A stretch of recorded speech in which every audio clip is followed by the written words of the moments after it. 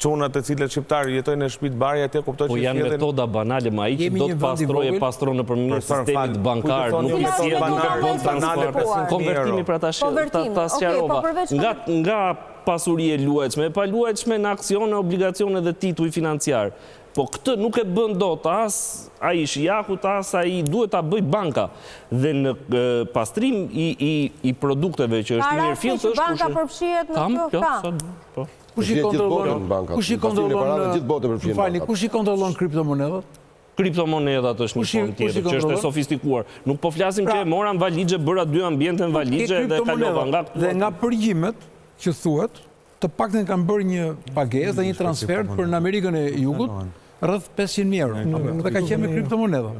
Pra shikon se si është transakcioni mirëfillt për këtë. Dhe si gjejnë format e sofistikuara për të bërë aktivitet kriminal dhe për të bërë pastrimin e veprës penale.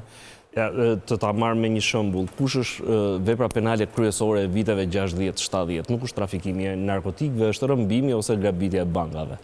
Fuqizimi i shtetit pothuajse e çoi në zero ose rëmbimi i personave që kanë qenë më tipiket ose shtrëngimi me anë të kanosis. Fuqizimi i shtetit i teknologjisë e çoi pothuajse sot është në zero. Ai është vepër penale me shumë risk. Do vi dhe një ditë që edhe trafiku i narkotikut do ta ketë një moment fundin, sepse shteti do fuqizohet, rrugët ura do prishen pa diskutim dhe do hapen ura të reja për forma të reja të kriminalitetit, që mund të jetë mashtrimi, mund të jetë janë më pak të dënueshme, janë më të thjeshta për të konsumuar, pra është çdo gjë është edhe çështje kohe, është edhe më ngeli ajo pjesa e bankave që sa të përfshira janë bankat dhe sa e vështirë është për tu zbuluar, për tu identifikuar dhe për tu proceduar më pas.